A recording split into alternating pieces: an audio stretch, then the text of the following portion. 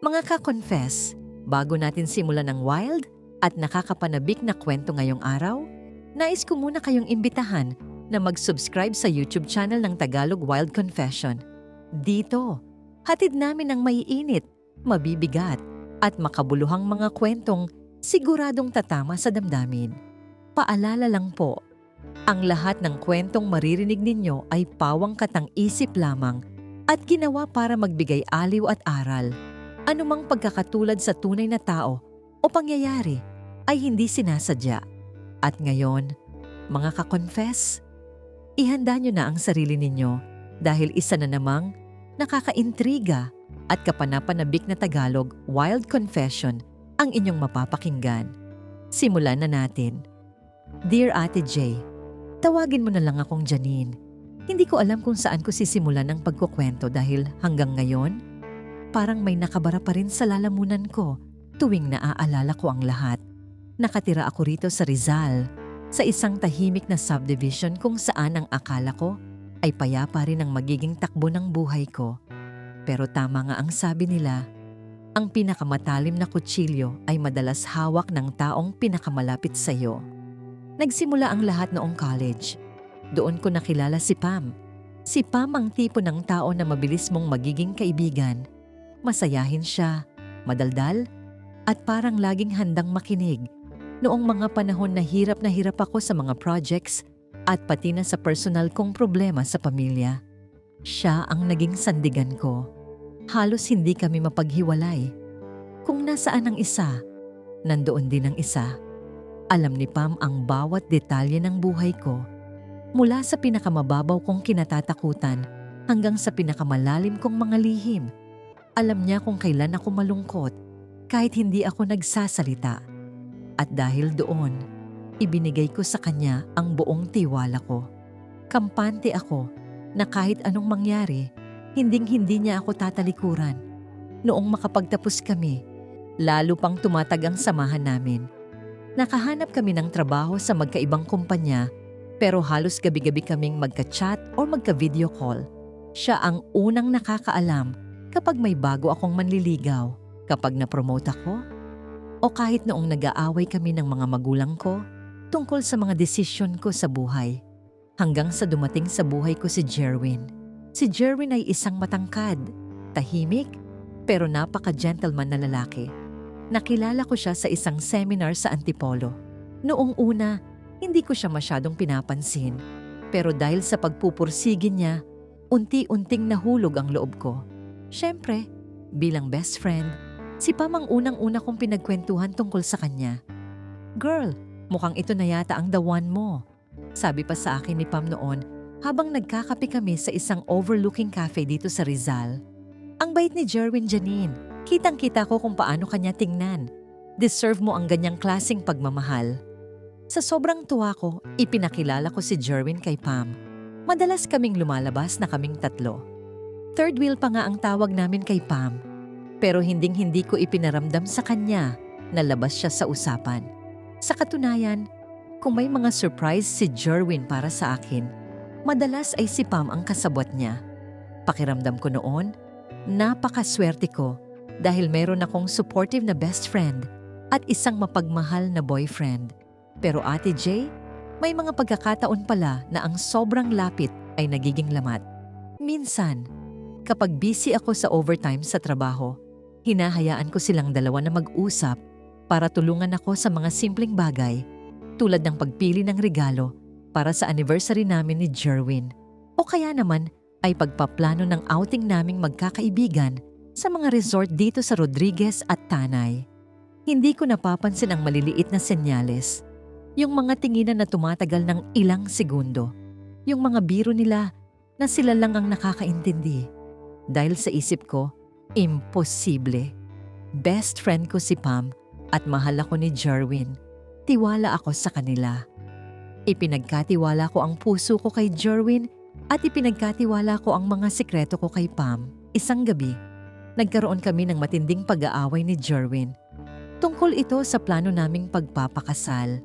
Gusto ko na sanang mag-settle down dahil nasa tamang edad na kami. Pero parang umiiwas siya. Umiiyak akong tumawag kay Pam. Pam, Hindi ko na alam ang gagawin. Bakit parang biglang nagbago si Jerwin? Parang may itinatago siya sa akin. Hagulhol ko sa kabilang linya. Huminahon ka, Janine. Malambing na sagot ni Pam. Baka stressed lang sa work. Hayaan mo, kakausapin ko siya para sa'yo. Alam mo namang malakas ako doon, di ba? Ako na ang bahalang mag-ayos ng gulo nyo. Umasa ako. Nagpasalamat pa ako sa kanya dahil akala ko ay talagang tinutulungan niya ako. Pero iyon pala ang simula ng dahan-dahang pagguho ng mundo ko. Habang umiiyak ako sa kwarto ko rito sa Rizal, hindi ko alam na ang taong pinaglalabasan ko ng sama ng loob ay siya na palang unti-unting kumukuha ng pwesto ko sa puso ng lalaking pinakamamahal ko. Nagsimulang maging madalang ang pagdalaw ni Jerwin. Kapag tinatanong ko kung nasaan siya, laging busy ang sagot niya. At kapag tinatanong ko naman si Pam kung may balita siya, ang lagi niyang sinasabi ay, hayaan mo muna siya, Janine. Bigyan mo ng space. Masyado mo kasing sinasakal sa mga plano mo. Sumama ang loob ko. Masyado ba talaga akong mapilit? Masyado ba akong demanding? Sinisisi ko ang sarili ko habang sila unti-unti nang bumubuo ng sarili nilang mundo sa likod ko. Hanggang sa isang araw, nakatanggap ako ng isang anonymous message sa Facebook. Isang hapon, habang nakatitig ako sa bintana ng bahay namin dito sa Rizal at pinagmamasdan ng papalubog na araw, tumunog ang cellphone ko. Isang message mula sa isang account na walang profile picture.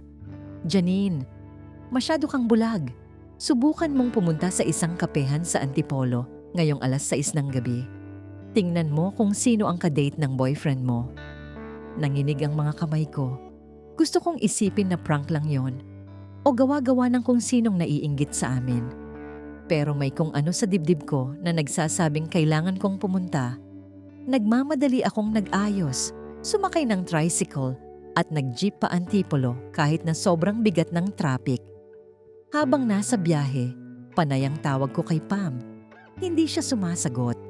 Tinatawagan ko si Jerwin. Out of reach ang cellphone niya. Pagdating ko sa cafe, pinili kong manatili sa labas, sa isang madilim na sulok kung saan kita ko ang mga nakaupo sa loob. At doon, Ate J, gumuho ang mundo ko. Nakita ko si Jerwin. Nakatalikod siya sa akin, pero kilalang kilala ko ang hubog ng katawan niya. Pero ang mas nagpaguho sa akin ay ang babaeng nasa harap niya. Si Pam. Nakahawak si Pam sa kamay ni Jerwin habang tumatawa. Iyong tawang yon, iyong tawang dati ay nagpapasaya sa akin. Kapag malungkot ako, ngayon ay parang isang matulis na karayom na tumutusok sa puso ko. Pumasok ako sa loob. Hindi ko na napigilan ang sarili ko. Ni hindi ko na naramdaman ang hiya sa ibang mga customer. Huminto ako sa tapat ng table nila. Sabay silang napatingin sa akin. Ang mukha ni Jerwin ay namutla, parang nakakita ng multo. Pero si Pam, nanatili siyang kalmado. Binitawan niya ang kamay ni Jerwin, pero hindi siya umiwas ng tingin. Janine, anong ginagawa mo rito? Tanong ni Jerwin, ang boses niya ay nauutal. Iyon ba dapat ang itanong mo, Jerwin? O baka dapat tanungin kita kung anong ginagawa niyo ng best friend ko rito na magkahawak ang kamay? Sumisigaw na ako. Hindi ko na alintana ang mga luhang pumapatak sa mukha ko. Tumingin ako kay Pam. Pam, bakit? Bakit ikaw pa? Ikaw ang nakakaalam ng lahat. Ikaw ang hiningan ko ng tulong noong nag-aaway kami. Kaibigan kita, di ba? Doon ko nakita ang isang panig ni Pam na hindi ko kailanman nakita sa loob ng maraming taon. Ngumiti siya ng bahagya, isang mapait at nakakalokong ngiti. Janine, huwag kang mag-eskandalo rito. Masyado kang madrama. Kinausap ko lang si Jerwin dahil sabi mo nga, nag-aaway kayo. Pinapayuhan ko lang siya. Pinapayuhan habang magkahawak kamay? Bulyaw ko. Pam, hindi ako tanga. Nakita ko kayo. Tumayo si Jerwin at hinawakan ang braso ko. Sinusubukang ilabas ako sa cafe. Umuwi na tayo, Janine. Pag-usapan natin ito sa inyo. Nakakahiya sa mga tao. Nagpumiglas ako. Hiyang-hiya ka sa mga tao pero hindi ka nahiya sa akin? Hindi kayo nahiya sa 10 taon nating pagkakaibigan ni Pam? Umuwi ako ng gabing iyon na parang lutang. Hindi ako pumasok sa trabaho kinabukasan. Nakatulala lang ako sa kisame ng kwarto ko.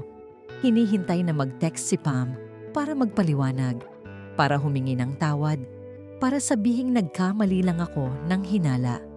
Pero walang dumating na sorry. Sa halip, ang natanggap ko ay mas malala pa. Nalaman ko na lang mula sa ibang mga kaibigan namin sa college na matagal na palang may sinasabi si Pam tungkol sa akin. Noong mga panahon na akala ko ay ipinagtatanggol niya ako, iyon pala ang mga oras na sinisiraan niya ako sa harap ni Jerwin. Sinasabi niya kay Jerwin na unstable daw ako, na may mga sikreto raw akong hindi ko kayang sabihin sa kanya, at na ako raw ang dahilan kung bakit laging bigo ang mga past relationships ko. Ginamit niya ang lahat ng mga confession ko sa kanya.